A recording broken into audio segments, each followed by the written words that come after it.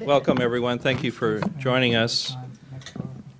My name's Dan Hamilton. I'm a professor here at SAIS, Austrian Marshall Plan Foundation professor. I think someone's from the Austrian Embassy here. I want to say hello. And this is part of a project that we are doing here at SAIS. It's a project on the U.S., Europe, and world order that we do. It is we have a cohort of postdoctoral fellows that work with me and my colleague Christina Spohr, who's the Helmut Schmidt Distinguished Professor here at the Kissinger Center. And the Foreign Policy Institute at SAIS and the Kissinger Center work together with our postdocs on sort of themes related to the U.S., Europe, and world order. And so this year we have been engaged in two big initiatives. What we're here for today is one of them. And the idea is to bring decision makers on an important issue together with each other, ask them to actually put some thoughts to paper, and then engage with our postdoctoral fellows who have been working on newly declassified archives from that particular period. And so it's been an interesting mix between newly declassified material from the era of the 1990s, plus basically memoirs, short personal interpretations of the events at the time from those who were making those decisions. And it's an interesting project for us. The second initiative I just mentioned briefly is we're doing a similar project on the end of the Cold War itself, and same constellation of decision makers from slightly earlier, and including Russian colleagues. And this book, I think, is notable on NATO because it also has Russian contributions. And I actually recommend those to you, both from Foreign Minister Kozyrev, the Russian Federation, and Andrei Sigorsky, who's a Russian scholar, who I think provides a very interesting Russian view on the issues surrounding NATO enlargement. The second book will be released in the fall, related to the fall of the Berlin Wall, 30 years anniversary, and sort of the end of the Cold War at that time. This is all related to a project. The project is funded by the German Academic Exchange Service, DAAD, which funds a lot of exchanges across the United States with Europe and Germany in particular. And it's also related to a big sort of spectacle that's going on this year with the German Embassy support, and Holger Monica is here from the German Embassy, called Wunderbar Together, Germany and the U.S. You may have already heard of that, but there are many things going on all through the country this year highlighting the German-American relationship. And Holger, thank you for, again, the support of this. The DAAD project that with SAIS is supported by actually directly by the Federal Foreign Office, so it's a bit unusual in the way that project usually works. So the Federal Foreign Office is directly engaged with us and as a partner. And so this book, NATO enlargement and sort of the changing view of NATO after the end of the Cold War was very controversial. I think it's still a subject of quite intense debate. I think not well understood still. And a lot of people these days are sort of using it as a way to beat each other up over their present issues. And so one of our motivations is to get behind the scenes, find out really what were the considerations at the time, and to get a bit deeper. So this is, as I call, a real doorstopper of a book. But that's because of the nature of what we were trying to do.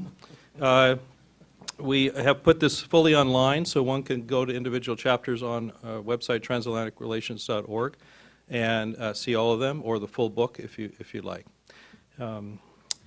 So the idea here is when we had our workshop with our colleagues about a month ago, a number of them came up to me and said, I feel like a character in Rashomon.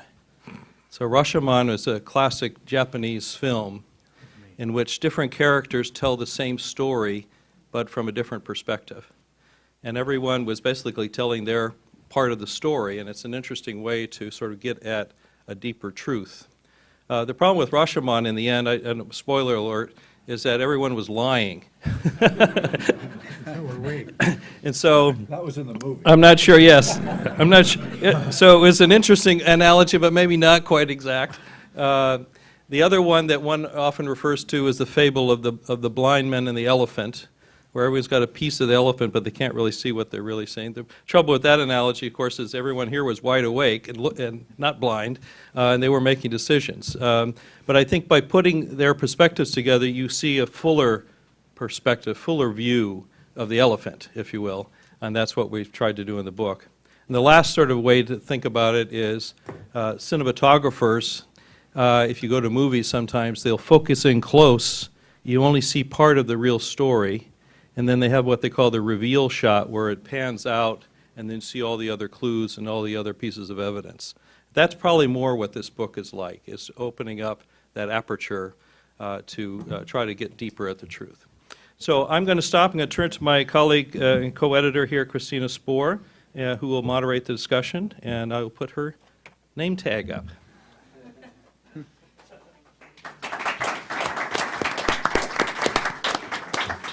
Thank you, Dan. So I will warm you up with getting you a little bit into that mode of the 1990s and then start off with a few questions to some of our protagonists. But I want to alert you that after our protagonists are spoken, the floor will be open for you to ask them, to inquire, and also take note that the postdocs who are part of the project, those who read the papers of these important people and offer different perspectives from 30 years later, are also in the audience. So you can also direct your questions to them, or you may hear when they make inquiries to our protagonists. So what is sort of the content of this book, and what were the questions we posed to the people in the room at our workshop? So to remind you, 20 years ago, NATO opened its door to the east, to Poland, to the Czech Republic, and to Hungary. And to understand what happened 20 years ago, we need to go back to what happened 30 years ago in what we call the post-war architecture. NATO, as you know, through German unification survived and the Warsaw Pact dissolved. The EC became the EU, but this new European Union did not provide hard security. Then the Soviet Union dissolved, and there was a common concern at getting that transition right. There was the specter of Yugoslavia revealing what happens when transition goes wrong. There was war. The Western response to Yugoslavia's breakup showed the EU and the CSCE as political organizations that neither had the means nor the ability to speak truly with one voice, and even less to enforce peace. This was not the hour of Europe. Eastern Europeans, keen to join the institutional West, realized very soon that security and stability could only be provided by NATO. Crucially then, America, through NATO's perpetuation, remained a European power, but was at first reluctant to get involved. Washington, just like all Europeans, had to readjust to the vacuum left after the Soviet Union had collapsed in 1991. First, after NATO's 1990 London Declaration, alliance partners in 1991 created the North Atlantic Cooperation Council, the NAC with the double C, which was intended to represent a true Euro-Atlantic community at large from Vancouver to Vladivostok, and symbolized NATO's stretched out hand of friendship to the former antagonistic East, the Warsaw Pact states, including the USSR. Ironically, at that very first NAC meeting in December 1991 was the very day the Soviets announced its disintegration. That's what the Soviet ambassador told the people present in Brussels that day. So suddenly, the NAC found itself dealing with separate entities in that post-Soviet space. And America and its allies now had to readjust and deal to the new post-Soviet Russia under Yeltsin. How would partnership look? How could Russia's transformation be supported, both politically and economically? How could stability and security for all to be secured in Central Europe, while the powder keg of the Balkans was exploding? President Bush could not solve that conundrum in 1992. It was an election year, and it was left to the Clinton administration from 1993 to move from loose liaison ideas to a response to the Eastern European growing desire to actually join the Western alliance. Germany was keen not to remain NATO's eastern outpost, but to be surrounded by partners and allies, not just as a reinsurance against a potentially unstable East or even a resurgent Russia in the future, but as a solution to the age-old German question, expressed by the fears of its neighbors of the powerhouse at the heart of Europe. So German Defense Minister Volker Rühr went public in fall 1993 with his IISS speech pressing for a NATO to open its door. And America now too had to say something publicly. Clinton's response in winter 1994, NATO's Partnership for Peace program that included the entire post-Soviet space, and the announcement of the intention to enlarge NATO. In other words, something we can call a dual-track policy, linking Russia to NATO to keep it on side, later through the Nato-Russia Founding Act of 1997 and the NATO-Russia Council of 2002, and also responding to the Central and Eastern European states' wish to join the alliance. Yet that evolution was not unproblematic for the Kremlin, always concerned about its great power status, and because it occurred in the context of NATO and America becoming increasingly militarily active out of area, especially in the Yugoslavian wars. First in Bosnia with UN authority and Russian approval, and then in 1999 without UN authority, without informing Russia, and after NATO's first enlargement to the east. These are the conundrums we discussed from all angles, Western and Russian, from the scholar's perspective and those of our contemporary practitioners. And as the book shows, Dan and I brought together a plethora of viewpoints from these different constituents, from small and big countries, members and aspirants. It was a very vivid day when we sat around a big quadrant and debated what and why and how NATO enlargement happened in the 1990s and beyond, and what have been the legacies, good and bad. The conversations, sometimes firm and very passionate, continued also in the margins of the meetings. In this light, I'm now delighted to introduce you and to welcome to 6 of our protagonists and authors. Strobe Talbot, former Deputy Secretary of State, Robert Hunter, former American Ambassador to NATO, Jenon Walker, former American Ambassador to the Czech Republic, Stephen Flanagan, former Senior Director for Eastern Europe on the National Security Council, Jeremy Rosner, former advisor to the President for NATO ratification, and Andras Shimoni, former Hungarian Ambassador to the US and to NATO. And I want to start this session by asking them, as we launch this book that you all hold in your hands, to make alive for us today their views as actors. And above all, their experiences at our workshop when sitting face to face with colleagues from other administrations and those of their own, all at different times as well. I want to ask each of them to kick this off what they did find most challenging in the various positions they held, what are sort of particular memories they have, and also what was most illuminating and unexpected as we debated the issues together in one room a few weeks ago. So I have given them each a sheet where they can see in which order they will go, and I start by pointing my finger at Stephen Flanagan, who will have a go. They each have about 3 to 5 minutes, and I hope that you very much enjoy what they have to say and that it stimulates question for yourselves. Please. Thank you, Christina. Thanks. And no, it's a pleasure to be here with this group of former colleagues and friends, and many of you in the audience. So in looking at just by way of background, so my perspective on this and my chapter was sort of trying to bridge the what I was sort of thinking of as really the prehistory of NATO enlargement, because much of the debate actually was going on very quietly in the George H.W. Bush administration, to which I had the privilege of serving, as well as throughout the Clinton administration, both in the policy planning staff at the State Department. And I think that what struck me most as we sat around the table to answer Christina's first question was how much consensus it reflected across the political spectrum that both those administrations, and with strong support from the Congress, Jeremy may touch on that in his remarks. You remember the Committee to Enlarge NATO was the enormous strength of the political support within the United States, but also among most European governments for moving ahead with this process, that it was the right thing to do.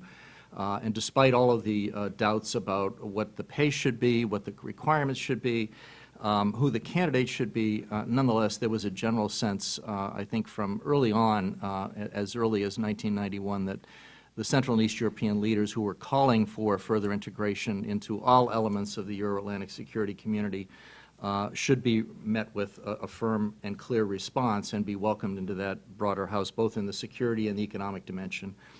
So I was struck that I think that despite the differences, how might a NATO enlargement or even the promise of NATO enlargement upset the relationship, the then very fragile relationship, of course, in the early 1990s with the Soviet Union as it ended its final phases and the early phases of the Russian Federation.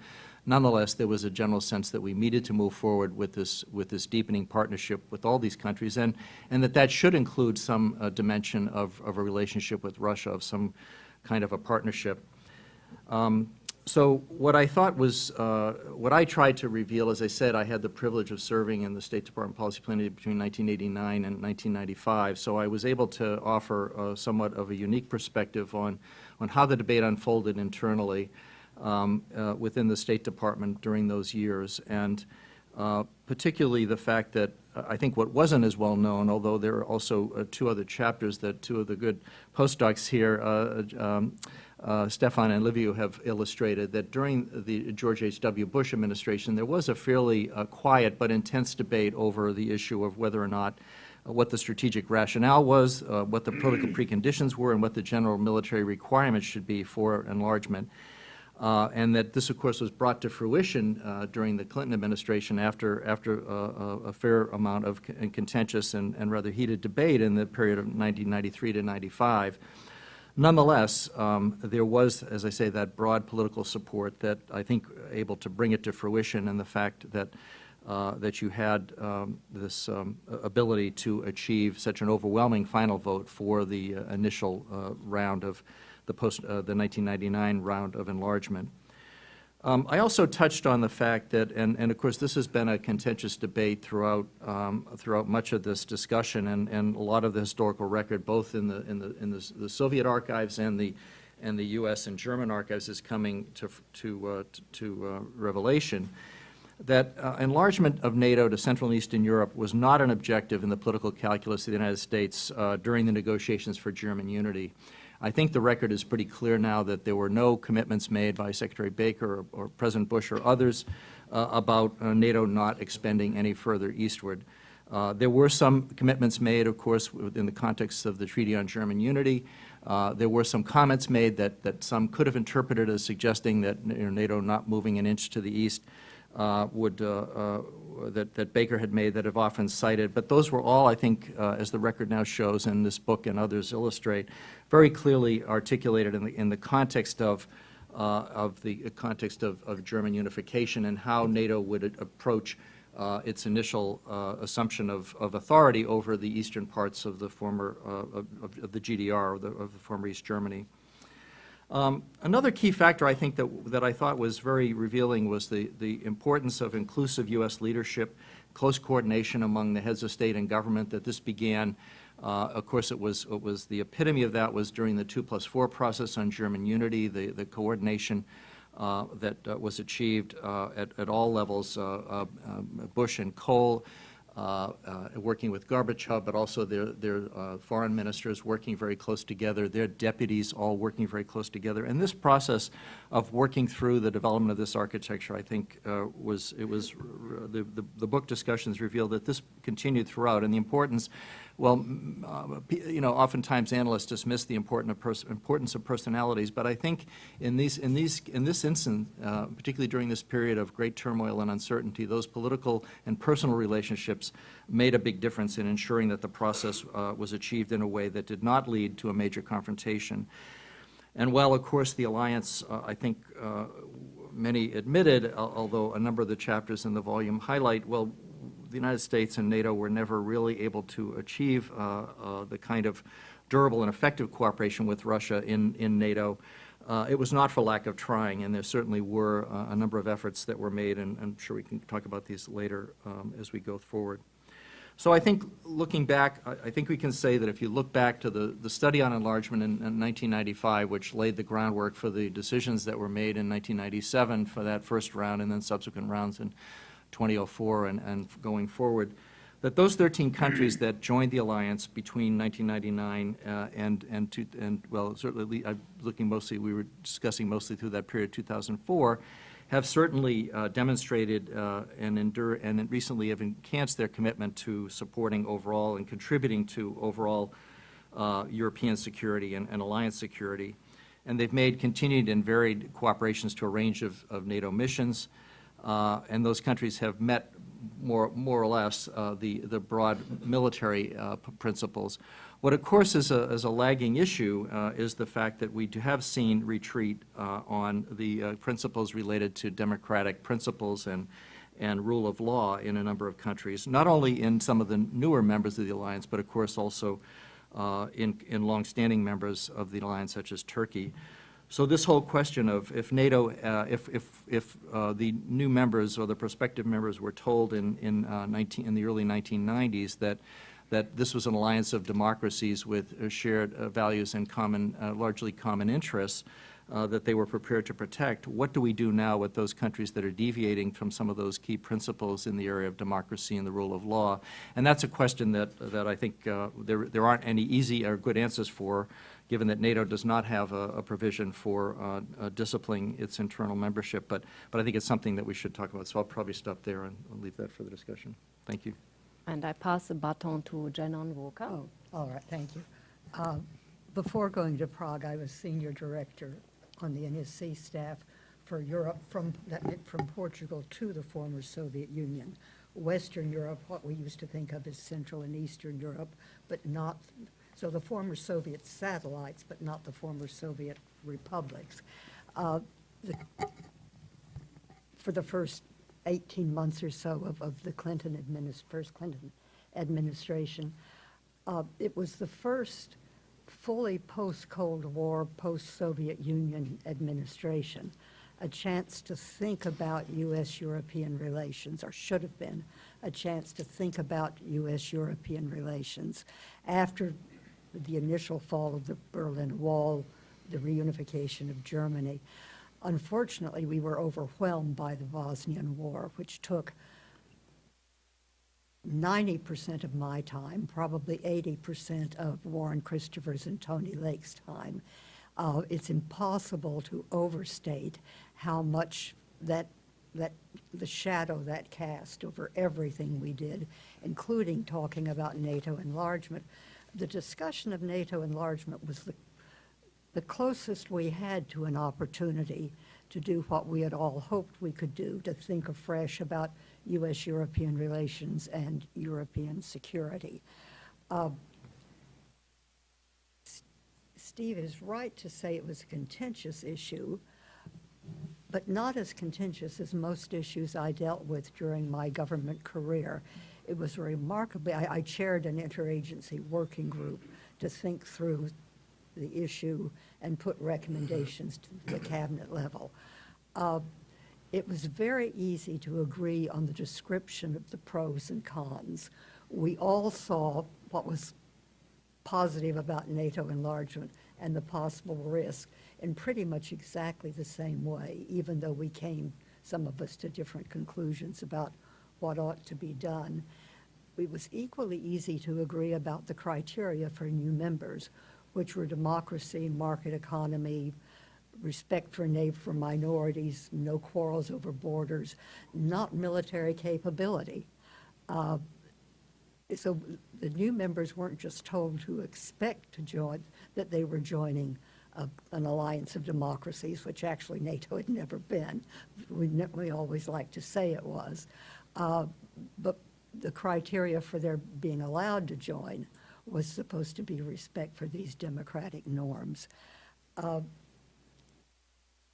I did not work directly on U.S. relations with Russia, but even I, from my perspective, saw how often President Clinton was looking for big ways and small ways to build a constructive relationship with the Russians, to make Moscow look like a greater power than it was, and a partner of the United States, even when we were willing to foot their bills. Strobe can talk a lot more to this, but we saw it as two things.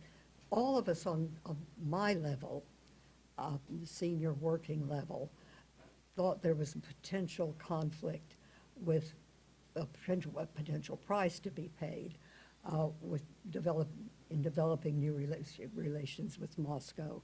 So far as I could tell, President Clinton never wavered in his belief that he could do both, and he tried very hard to do both, but I'll leave that to Strobe.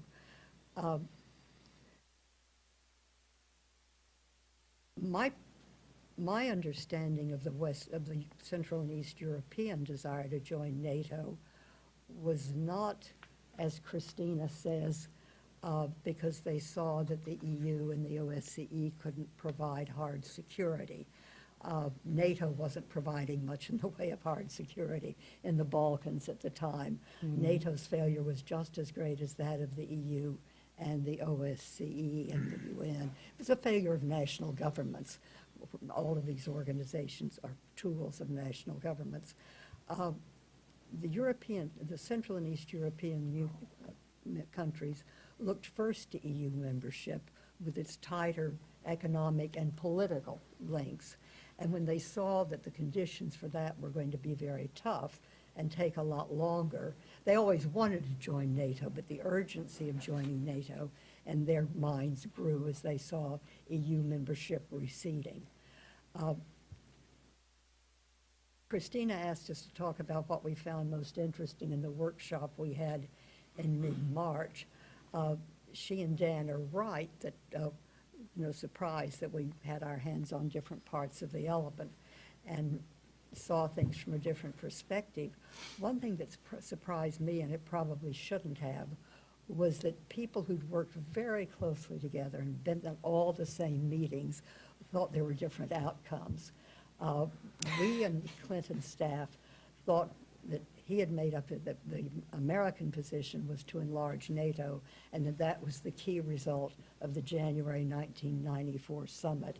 Some of my closest colleagues in the government thought that no, the chief result of the summit was the Partnership for Peace, and we were kicking the NATO can down the road.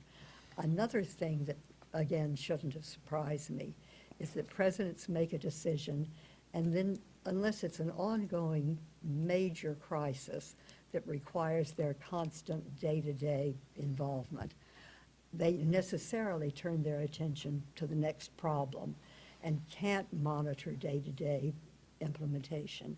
So when I went off to Prague thinking the NATO issue had been resolved, when we got the NATO summit to declare in January of 1994 that NATO expected and hoped NATO would enlarge, and President Clinton went almost immediately from there to Prague and said it's a question not of whether but when.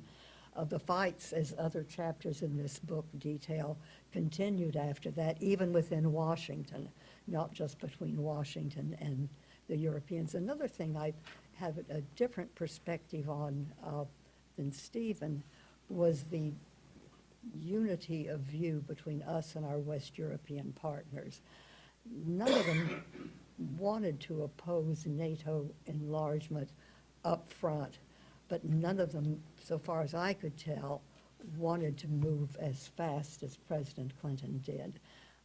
Yes, Volker Ruhe for the Germans, he made a speech, he wrote an op-ed piece, I think, in the Washington Post. At the same time, Chancellor Kohl was telling President Clinton privately, slow down, you're going to mess things up with Russia. So this was very much driven from the White House and to the unhappiness of some of our NATO allies, but the aftermath, the difficulty in implementation, remind me of Eisenhower. John Kennedy is supposed to have said just before Eisenhower took office, "Poor Ike, he'll sit at his desk and say, 'Do this, do that,' and nothing will happen." Thank you very much, Janon. I pass to Robert Hunter. Thank you very much, particularly to our two editors who led the project and to the postdocs here who undoubtedly know more about it than all of us put together. It was an honor to be involved in this and also with folks in this room, and some are not in this room, who actually did it. And the striking thing was that even though there were disagreements, things went one way or another, et cetera, there was always a pulling in a particular direction in terms of the redoing of European security, and it had a happy outcome. And it was founded on American leadership, which has been in short supply for quite some time now. It didn't just begin with Trump, but it's been kind of dwindling over time. And everybody who was involved in it, nobody had a different view in terms of the United States being deeply engaged. It was just a matter of not whether, but how it was to be done. And reading this book, this doorstop, as you say, plus being at the session a couple of months ago, gaining a fuller understanding of precisely how people were working together on it. The whole framework began with a speech that President George H.W. Bush, one of the truly good presidents we had, the last president who actually came into office with experience in foreign affairs of a sufficient nature. A lot of the others, including President Clinton, for whom I guess we all worked on this particular subject, learned a lot, but George H.W. Bush came in with that initially, and in a speech in Mainz, before the Berlin Wall came up, and talked about a Europe whole and free. The phrase "and at peace" was added later, and that was a grand strategy. In fact, this is one of the few times, maybe the only times, that I've had a chance in my career to witness in which the grand strategy came first, and then the pieces were put in to fill it in, rather than doing a lot of stuff and afterwards saying, here's what it all means, it means together. Related to that very much is when we came in with Clinton, and I was the second ambassador to get to post after Pamela Harriman, who went to Paris, who was an extraordinary ambassador, incidentally, working on a relationship which proved critical and that we often had undervalued, particularly at that time.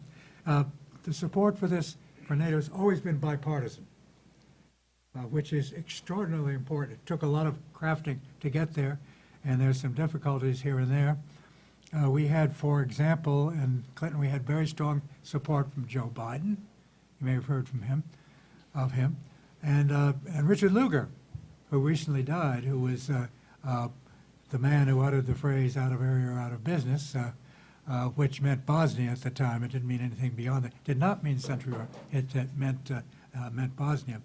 Okay, so as we got going, and I had the honor to lead an extraordinary team at the U.S. NATO, and it had a particular value. One, it was not caught up in the day-to-day. We didn't spend a lot of time on Bosnia, except episodically when the Serbs would do something and we'd take some airstrike decisions and do a little bit here and there. Pinprick attacks, were often called, until later on, and I'll get to that in a minute about why I think that became very important. But the team at U.S. NATO was State Department and the DAAD. And DAAD was both military and civilian, the only fully integrated U.S. mission abroad, and where the U.S. ambassador, according to an important treaty of 1952, which is constantly ratified, has direct access to the Secretary of Defense. The only one ambassador who has that, which was often fought over by the State Department, who hated it. It also meant by having this group of people at U.S. NATO, as we were able to do a lot of the interagency work in support of what Janan and Steve and a lot of other people were doing in Washington, at a place where we didn't have the same kinds of pulling and tugging. And in fact, we were able to do things back in Washington as an extension of the interagency process, which almost never happens. Now, we saw from early on, our team, and again, it was an effort back and forth with Washington constantly, that there were a number of elements involved here. And they were a package, had to be a package as part of the grand strategy. Number one, keep the United States engaged as a European power. That was number one. Two, preserve the best of the past, including the integrated military command structure and everything that relates to it, which is unique in the world. The notional day after the end of the Cold War, everybody came to business as usual at NATO, whereas SHAEF, Supreme Headquarters Allied Powers Europe, went out of business on the 14th of August, 1945. The Grand Coalition came to an end. It's continued. You go to NATO today, and you'll find they continue to do their work every day, and morale is always high. There was some difficult problems over Iraq, where a lot of stupid things were done by the United States, for which we're still paying a price. Sorry, that's an aside. Number three, keep the German problem solved. Critical thing. You had the Russians accepting that Germany could be a single country in NATO where the United States could keep watch over Germany.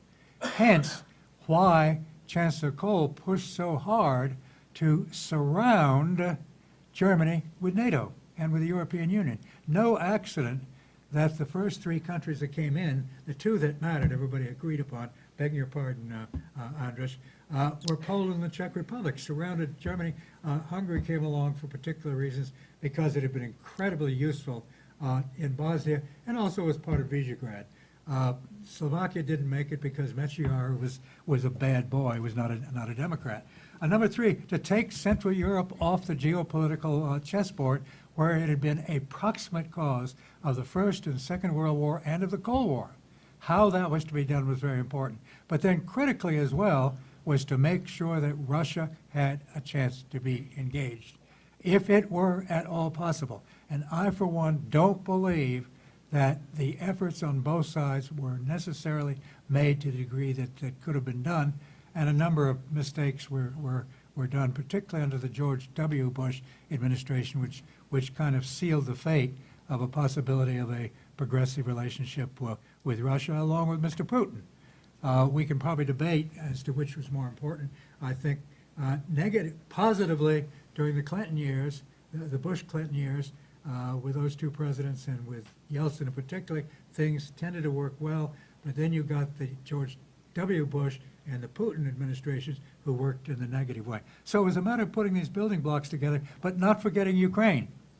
It was obvious that Ukraine could not be a member of NATO for reasons I don't think I have to discuss here, at least not in the short term. And the most important element of this initially, leading up to the presentation at one of the more important NATO meetings at Travemünde in the fall of 1993, in which most of the elements were put together, though the Russian element was not yet coming to fruition at that point. And the person who did incidentally more to try to make it work with Russia is sitting at my right-hand side here. In fact, a quick little anecdote, when the final version of the Nato-Russia Founding Act was written in Washington, and the Secretary General said, I'm going to take all these ideas over the weekend and I'm going to write my draft and present it, which he did on Monday. It had been worked over by Strobe and his team over the weekend, sent to me, and went through because this was the Secretary General's draft. My British colleague came up to me afterwards. He said, Robert, next time you do something like that, please change the American spellings to British spellings, which we use at NATO. All right, anyway. Partnership for Peace, which was kind of like bicarbonate of soda. It dealt something for everybody. Because there were 3 huge debates. And I don't accept, incidentally, that the idea of NATO enlargement was over and done with at the 1994 summit, because a lot of people said, okay, they've been saying this, the president's saying that, okay, we'll put some stuff in here. The big debates still had to come, because most of the allies, including the British and the French, were still not reconciled to it. Kohl was from the beginning. Kohl was from the beginning. The Germans were a major spark plug in that. Partnership for Peace, number 1, to satisfy the military that NATO would not be weakened, and that meant a smaller, tough NATO. Number 2, to help people with the transition to democratic societies, market economies, and all this kind of stuff, and to give people a sense of being within the penumbra of security in the West.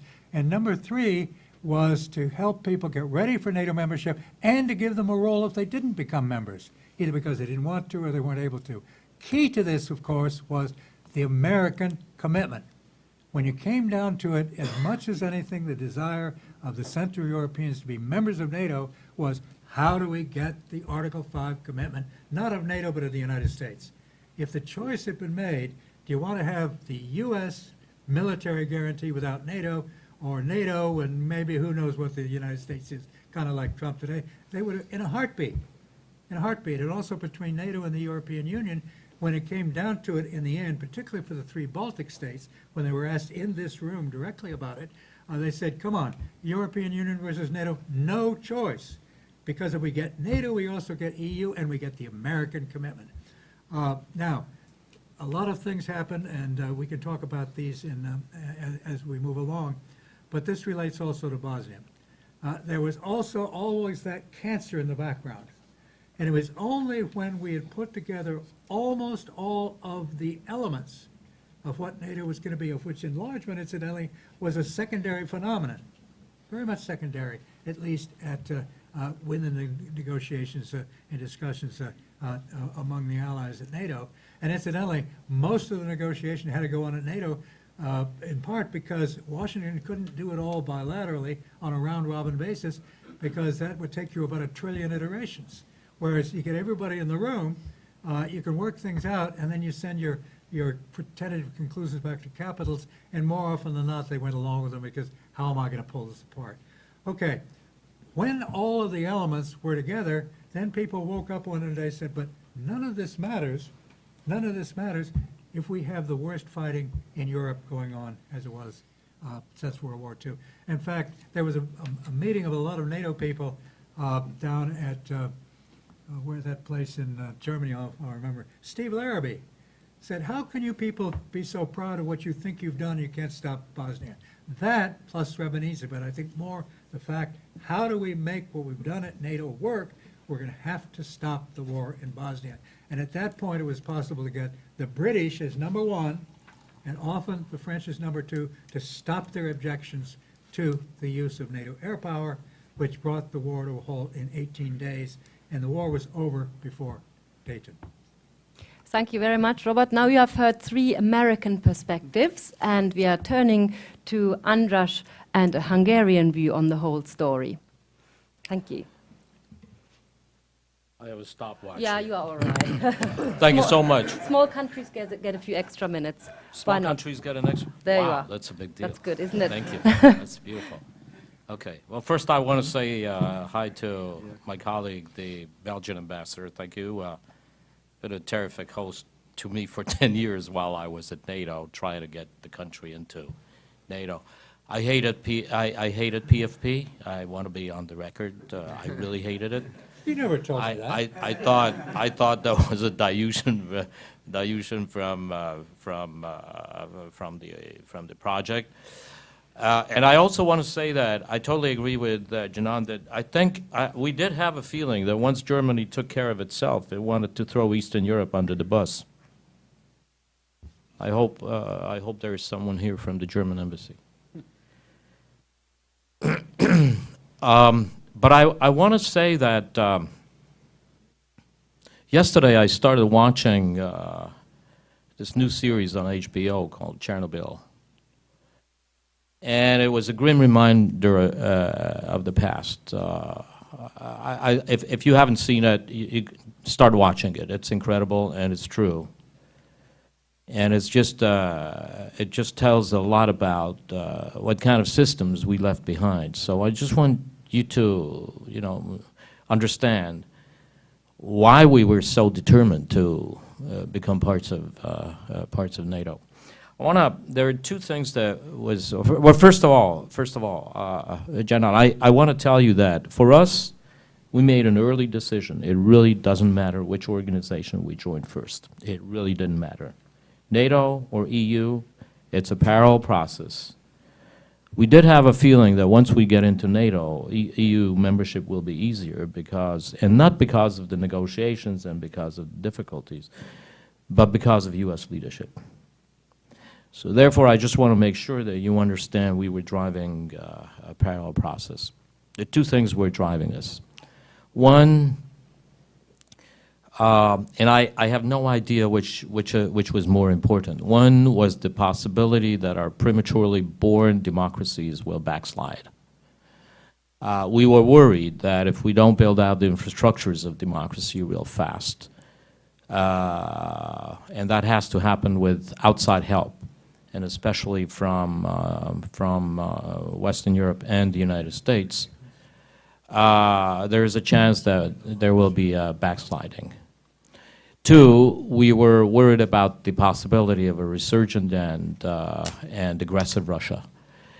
And I know nobody, no one at that time when I talked about this at NATO, nobody believed me.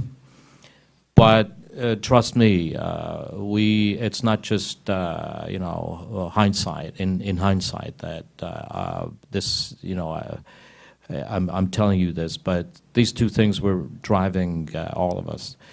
Bob, we also knew that Hungary was not on the short list, and that was a scary thing. I knew it. I knew it before you ever told me. Because Hungary, there were doubts about Hungary, and frankly, once the Germans decided that, the Czechoslovakia or the Czech Republic and Poland would be good enough for Germany, I didn't feel the love from Germany in that sense. But never mind. We got to membership, and Hungary joined in the first wave. And I just want to conclude by saying, I just wonder where Hungary would be with the actual backsliding of democracy today if we were not members of NATO. So what I would like to strongly insist on, NATO should find ways to punish leaders of its members that do not abide by the rules. Do not punish the country.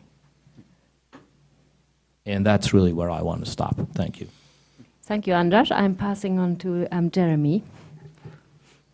Thank you. It's a pleasure to be with my friends and colleagues here today, and my congratulations to Dan and Christine and the group that brought this large and interesting project together. My focus during that time and in this volume is on the U.S. politics of NATO enlargement. And the politics was interesting then, and it should be interesting now because of the parallels to the current moment. It was at that time, as we are today, at a very new and changed period in international relations. It was then, as it is today, a moment of incredible bitterness in the partisan divide within Washington, across the country, between the parties. And as a result of both of those factors, it was a moment of incredible political plasticity when a whole range of outcomes were possible and indeed happened on a number of issues. And while I respect Steve's perception that this was barreling along and it was really never in doubt, and Bob Hunter's perception that there's always been bipartisan support for NATO, both of which are true, it was not clear to me at the time, and it was not clear to many others at the time, that this was a done deal with the public. And the publics all around the NATO countries, but particularly in the U.S., were relevant because, as Dean Acheson explained when he first introduced this treaty to the American public and described and explained Article 5, he said, this is not a legalistic provision. This is an exercise of will, which means it just depends on the political will, not only of the people in any administration, but of the people in Congress and the public, to stand behind those guarantees, which are the heart of NATO and the heart of why it's respected, powerful, and was attractive to the Central European countries. Now, there were a lot of reasons at the time to think that perhaps this would just glide through. NATO continued after the end of the Cold War to be popular with 60-something% favorability. You had the President of the United States declaring his support for this initiative. Republicans, both in Congress, it was part of the contract with America that Newt Gingrich and his band of renegades had pushed through in 1994, and it was something that Bob Dole, running against Clinton in the 1996 presidential election, had embraced. And so there were a lot of reasons to think this might just sail through, but there were a lot of things that concerned a lot of us and led us to believe this could really fall apart. In part, we saw an increase in the resistance of Congress to presidential leadership on foreign policy.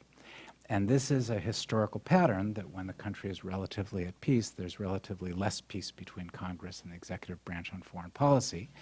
And indeed, before NATO enlargement went through, you had had a near-death experience on NAFTA.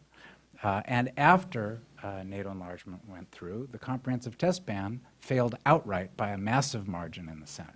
So there were a lot of reasons to think that maybe this wasn't as easy as a lot of presidential initiatives were. This was also the first time, although NATO had enlarged many times before and has since, this was the first time and the only time, even now, that you had a Democratic president facing a Republican-led Senate. And that's important because that was the same awful chemistry that doomed the Treaty of Versailles back under the Wilson administration, and tends to be, studies of treaties that have failed in the Senate tends to be a prime combination for defeat. It was also just an incredibly partisan period, and as during Wilson's era, you had particular animus toward this president from the Republican Party, and particularly from the chairman of the Senate Foreign Relations Committee, Henry Cabot Lodge during the 20s, and Jesse Helms during our era. And on top of that, even though there was this tremendous support, in Brussels and in certain capitals and among parts of the administration, the experts in the United States were mostly against this. There was a famous Council on Foreign Relations debate between Richard Holbrooke and Michael Mandelbaum, where, by all accounts, 70% or more of the room was solidly against NATO enlargement. And there was a sense from George Kennan to Mandelbaum to Tom Friedman, lots of others, that this did not have the support of, the foreign policy experts in America. And it's worth reflecting on how different the world and Europe might look today if this treaty had gone down to defeat. This great idea that comes out of Germany and Europe, and the American president throws his arms around it, and then suddenly it's blocked by the Senate. We would, I think, be in a pretty different circumstance today. NATO would have become a very partisan, conflicted concept rather than the enduring point of unity that it is today. And I think one of the things that's remarkable is that with all the divisions over foreign policy today on immigration and so many other issues, NATO remains a point of consensus. And one of the things we were trying to do was to ensure that that was the case. And we said that we needed not just 67 votes in the Senate, but we needed to re-educate the public, re-educate the Congress, re-educate the media, and create that political will that Acheson talked about so that the security guarantees we were about to extend to these three states would be meaningful.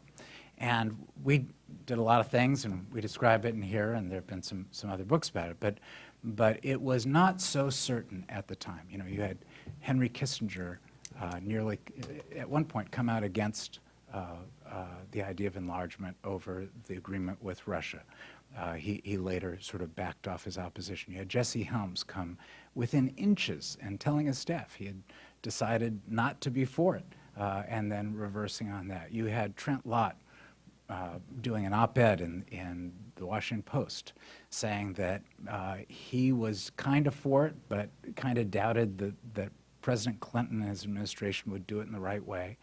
And you had all these precedents of the Treaty of Versailles, where the Senate felt neglected and turned against something that at the time had a head of steam. So, you know, I think it ultimately proved successful not just in getting the 67 votes, but in making all the subsequent rounds of NATO enlargement uncontroversial. They've all sailed through with really no debate.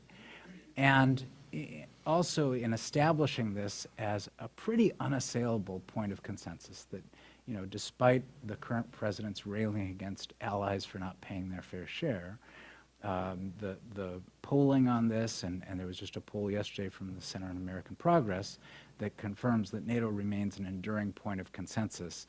You know, and I think one of the achievements of that era, beyond the policy architecture, which was difficult enough, was bringing along the American people and the American Congress in a way that would sustain support for NATO many years beyond the vote. Thank you. After this internal American view on how we put it through, let's turn one more time to the international politics stroke, please. I'm looking at the clock, and I'm going to just make a couple of, give you a few thoughts, picking up on what has already been said. There is a huge example of what if something hadn't came about many decades ago. If it had not been in the month of March of 1985 that the Politburo went into a closed room in the Kremlin to decide who was going to be the next leader of the Soviet Union. And if it had not been Gorbachev, I believe, and there's no way I can prove it, and no way you guys can prove that I'm wrong, that if it had not been Gorbachev, and by the way, there were about 5 contenders for that job who were more seasoned and more ruthless, but he came out and did some things that he thought was the best way to make sure that the USSR was going to get into the 21st century as a stronger state. But if he was going to do that, he had to close down the Cold War. And the reforms of Gorbachev basically got ahead of him. He was a real and tragic, let's say he was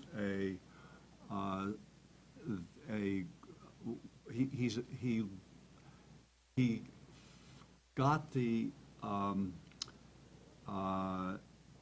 sense that something very big had to have come along, and it was much bigger than he knew. And when he turned his hopes to the West was very chary about it. And it was also a question about what was going to come if he took away the mailed fist and the big lie as the 2 columns of the Soviet system. He he thought that that would be a good thing, and it was a good thing, but the irony of it was that the Soviet Union could not go on forever, or even for a short time. And he was wiped away by another reformer, and that, of course, was Yeltsin. And a couple of my colleagues have made a point that there was a kind of handoff from Bush 41, to Clinton, and in both cases, those presidents put every ounce of their own convictions to helping these two reformers in Russia. In the case of Clinton, of course, he was dealing with only Yeltsin, because Gorbachev was already in retirement. But there was no relationship between Bill Clinton and any other leader in the world that came close to what he was trying to do with Yeltsin. And by the way, I hope you've seen from this group that the Rashomon factor is not alive and well here. There have been no lies, and there have been no knockdown, drag-out debates. We have some differences, but they're on the margin. But Putin, of course, has a big lie. He has made it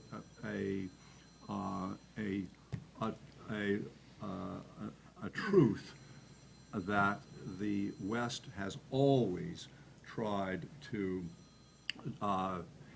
not only to win the Cold War, but also tear apart the Soviet Empire. And that is simply not true. In fact, I think that if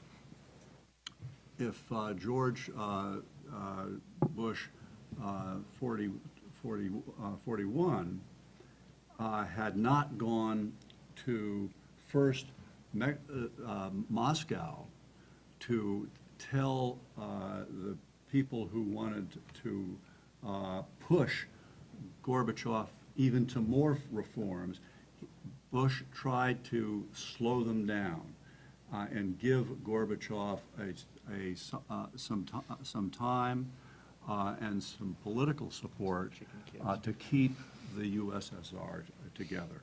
And then he went down to Kyiv and gave a speech, the Chicken Kiev speech, which not only didn't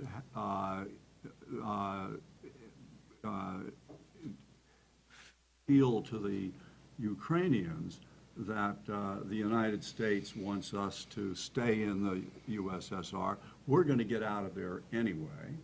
And there was repercussions back in the United States that could have basically undermined Bush's getting a second term.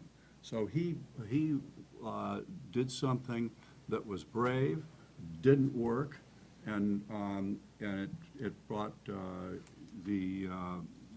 another administration into power.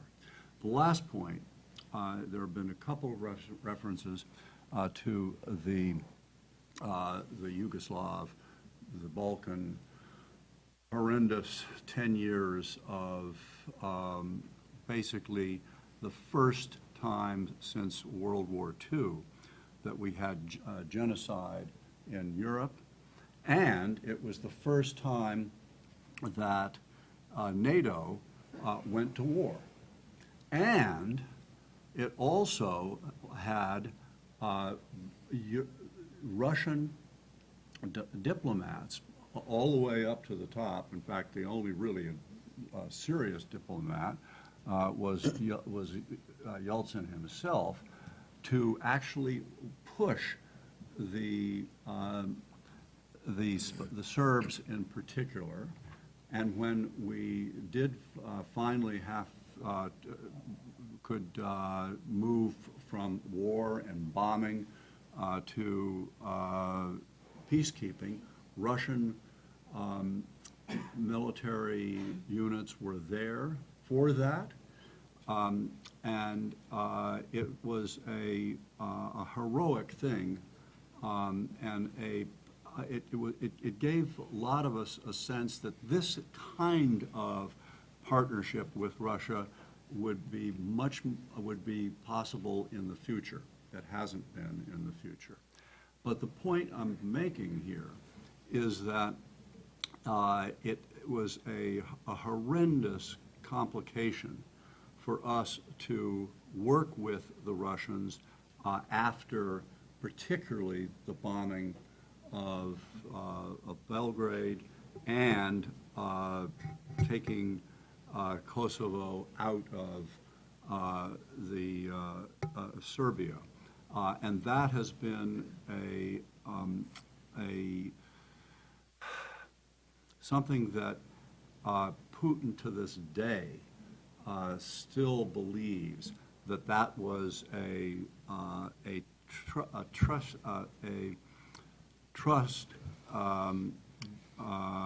that the the West and NATO is at some point going to try to disintegrate the Russian Federation, much as the West broke down the Soviet Union itself. So that was just really bad luck, and we're going to live with it for a long time.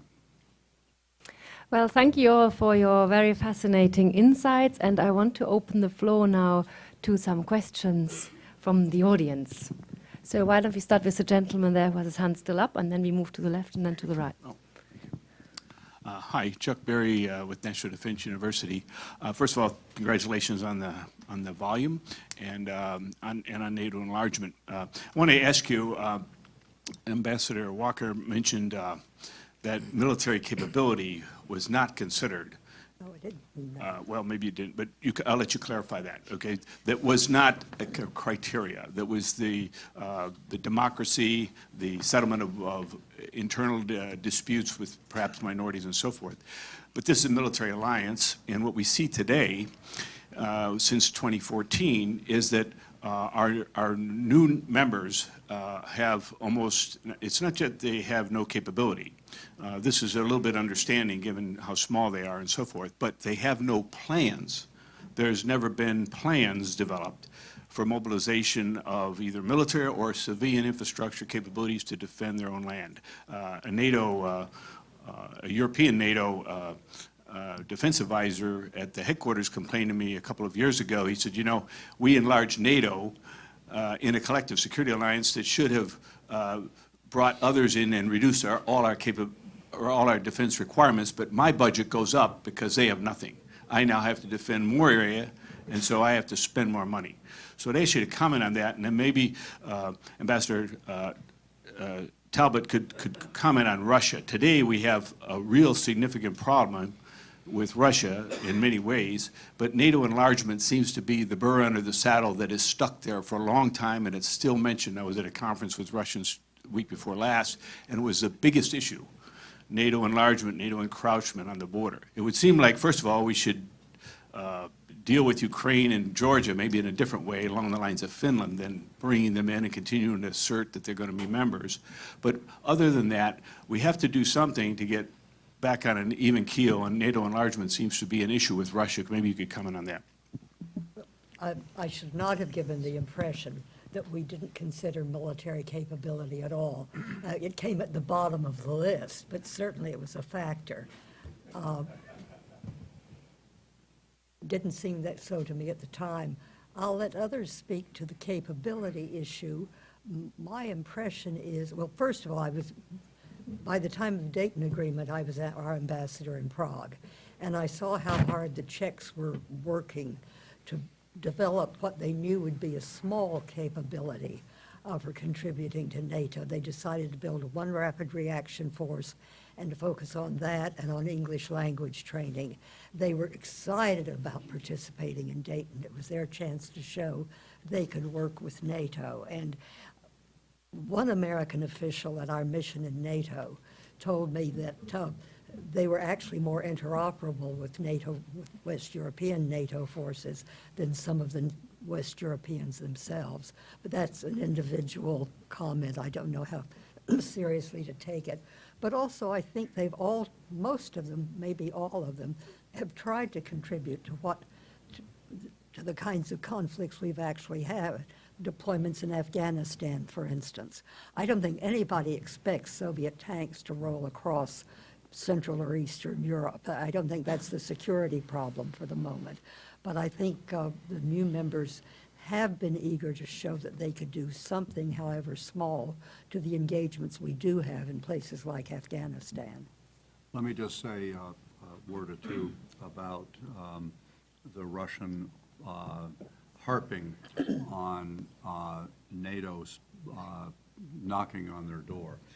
There are two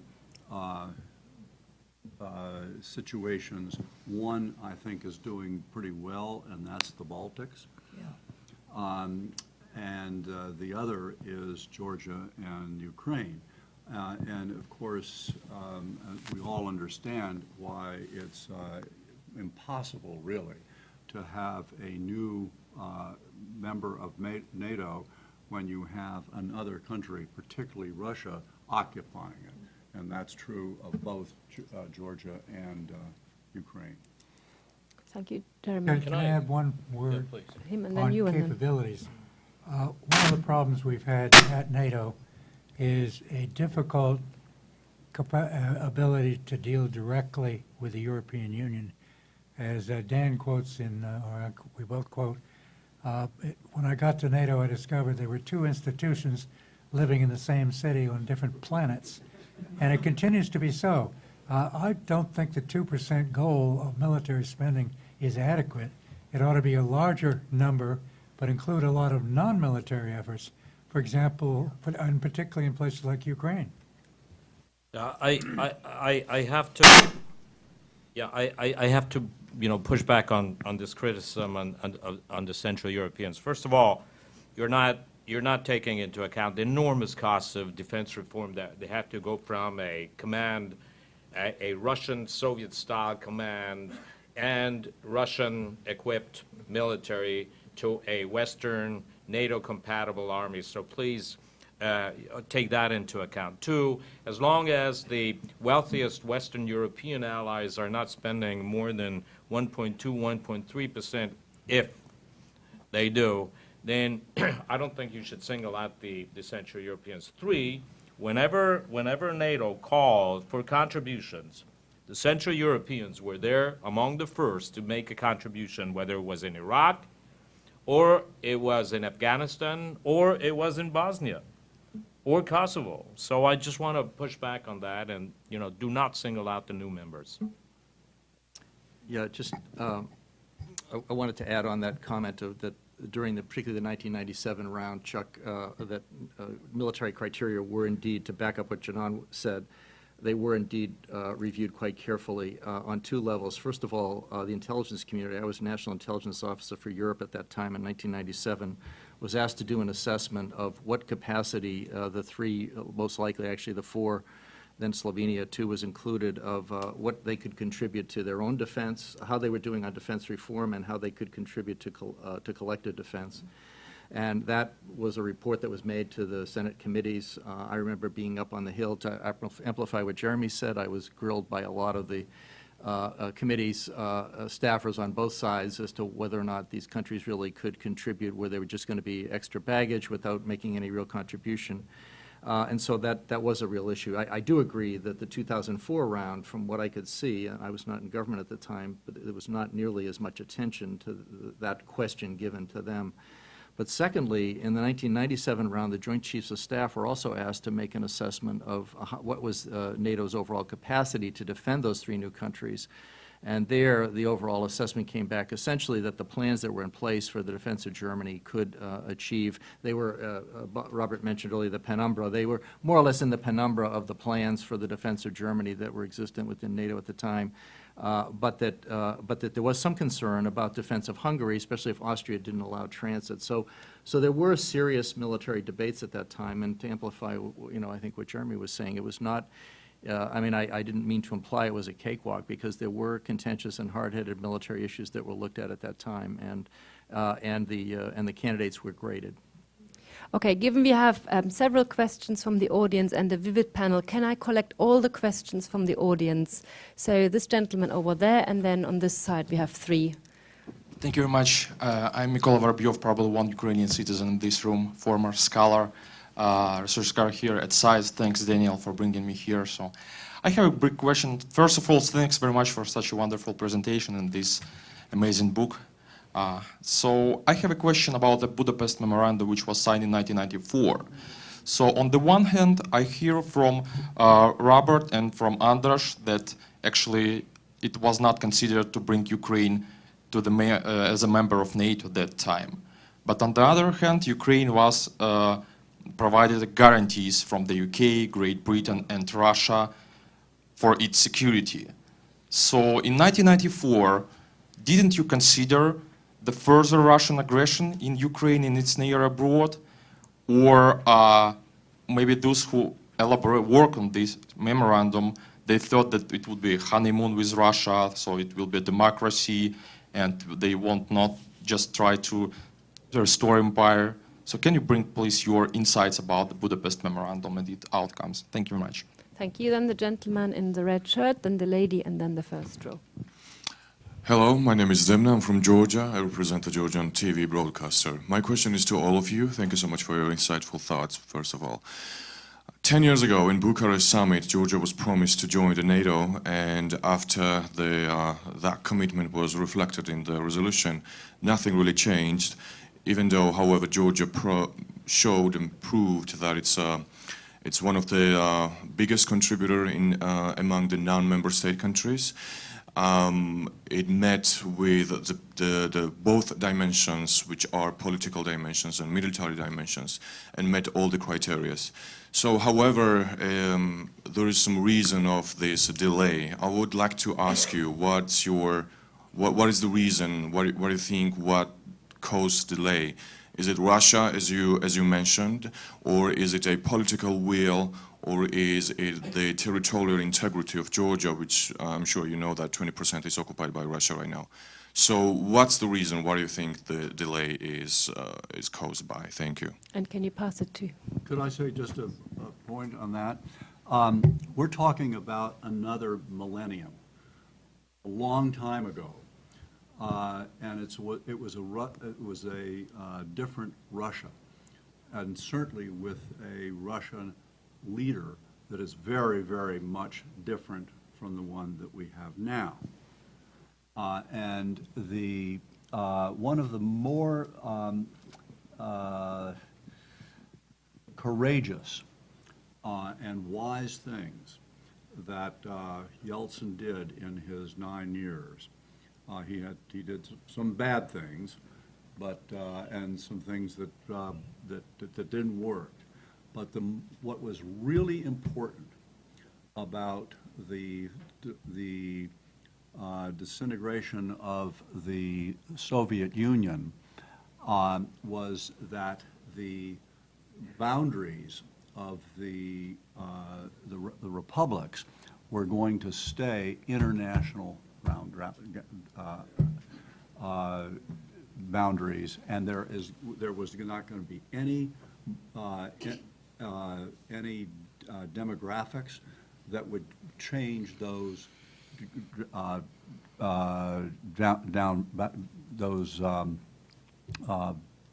frontiers.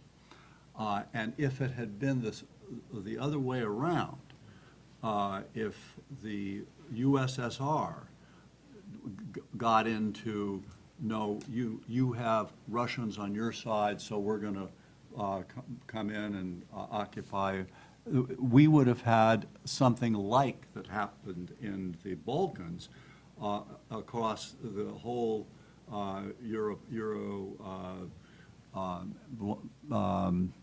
landmass with lots of nuclear weapons.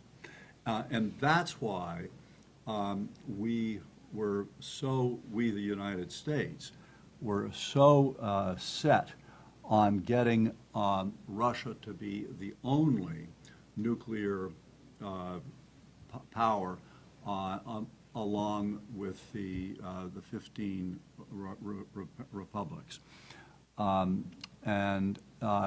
There were actually two, one at, I think it was January in '94, when we had a triangle, and then we had the Budapest, and I'm sure that there were among our Hungarian hosts, there were worries that Russia would break bad in the future. But the really important thing was the territorial integrity of all of the countries. Can the lady ask the question? Hi, thanks. My name is Mary Ankenbrook.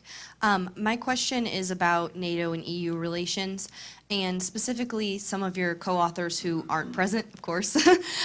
They mentioned that without NATO enlarging, that they think that EU would have ceased to exist as an institution.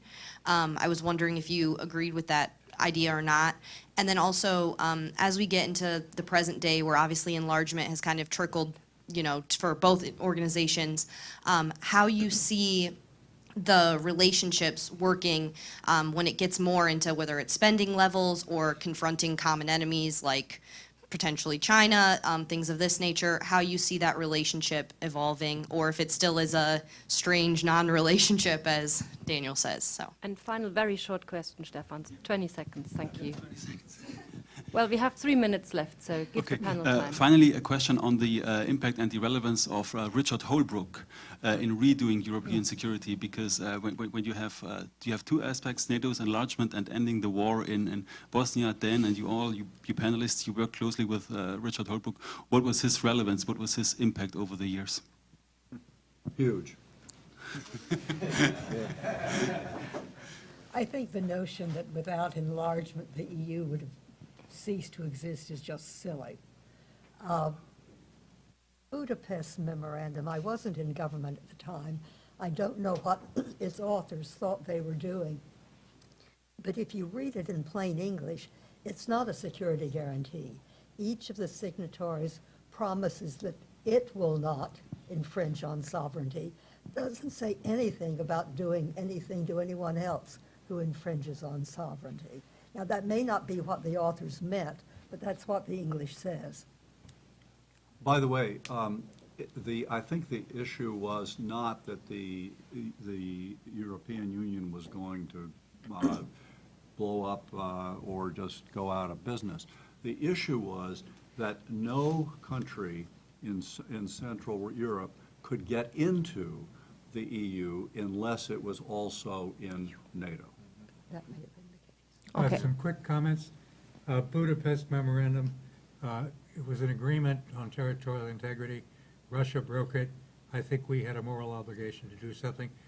We had no capacity to back it up, and at the time, nobody thought it was going to be necessary. Georgia, Bucharest Summit, George W. Bush wanted to give something on a membership action program. Nobody was prepared to do it, so they had this throwaway line, someday Georgia and Ukraine will get in. Georgia will not join NATO because, very simply, there's only one criterion to join NATO, which is all the allies are prepared to use military force if need be, if aggression is committed against them. And I don't know any country outside of a couple of Central Europeans who are prepared to fight for Georgia. Sorry about that. NATO, EU, I believe when they have the summit in December, in England. They should have a parallel summit with the European Union. The Finns are going to be in charge. They could do it, in which they finally work out a relationship between the two institutions. And finally, on Richard Holbrooke, I merely suggest, and here we're going to have a fight, read the Outlook section review of the book, the George Packard book on him. I didn't find anything I disagreed with the review. I didn't find anything that I agreed with.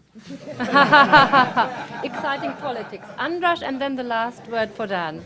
Yeah, Well, I was in the room, when they signed the Budapest Agreement. I remember it vividly. And I remember one of my Ukrainian high-ranking diplomatic friends walked up to me and said, "There goes our independence." And I really think we talked Ukraine into giving up its nuclear weapons. Honestly, I don't know. I don't know how effective you would be able to use it, but you did lose a lot. And honestly, when Russia invaded Ukraine, I didn't think we followed up on our promises, whether it was a written guarantee, whether it was a political guarantee, whether it was a moral obligation. I don't think the West followed up on it, and I think it's a shame. And I just wanted to come back to the U.S.-Europe relation. It all boils down to U.S. leadership. Frankly, if there is no U.S. leadership in the West, then the West tends to fall apart. That's what it's about. It's really not about the structures of the European Union. The debates inside Europe, even the backsliding of some members in their democratic credentials within the European Union, would be different if we had had strong U.S. leadership in the last maybe 10 years. Dan. And Can the I make last, one the last more- three, too, was here. Can I make a last point? Thanks again to the two leaders on this. This is the equivalent of the Pentagon Papers. You got to read this to know, you got to read this in this case to know how government should work. Thank you. I want to thank everyone for coming, and Christina, So thank agree you with for what you working so said well about on this Gorbachev. project and our postdocs. I just wanted to end on this, that one We'd point, still have because the Warsaw Pact. I think this book is relevant to our current debates. And the current debates have sort of lost the narrative, and I'm troubled by how even the argument is structured these days. And that's why, as Robert would say, there is a tendency to think that NATO is only because of Russia, that there's some, it's a either-or type of thing, that NATO was created because of the threat of the Soviet Union only, and when the threat went away, why did the alliance continue to exist, much less enlarge? And there's just a Russia-centric debate to that.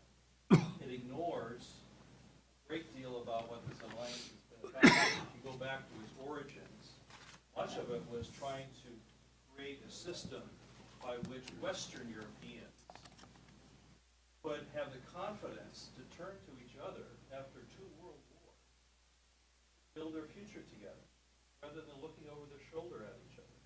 It was not a given at the end of World War II that that would ever happen again. Imagine the emotion, the devastation, the tragedy of that period. And yes, there was a perceived threat from the Soviet Union. This alliance was to anchor the U.S. back into Europe at a time when it was drawing down its forces and to establish itself as a European power. The point about confidence, it created the umbrella, I would argue, and I do, which Europeans had the confidence to build what became the European Union. At that time, I think without that sense of confidence, the sense of each other, and start to build all these other structures, that's the link, I think, between kind of artificial type of thing. It's a historically important thing.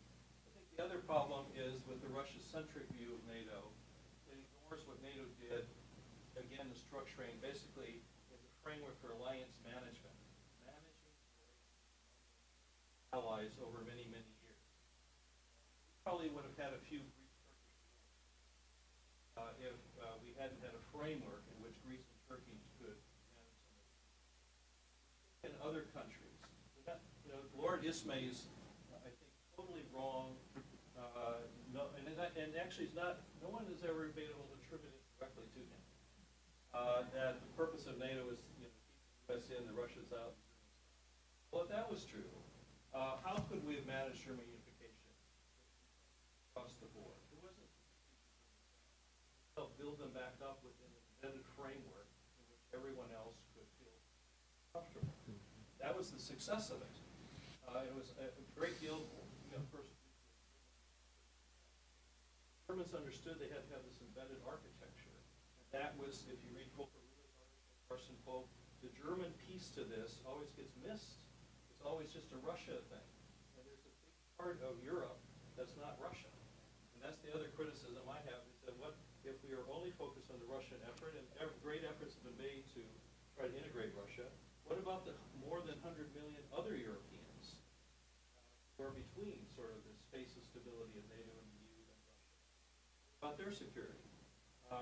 These either-or things are reductionists, and I think it's just a more complicated.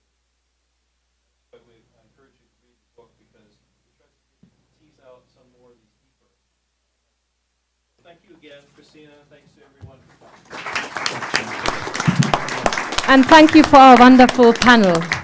Please take a book.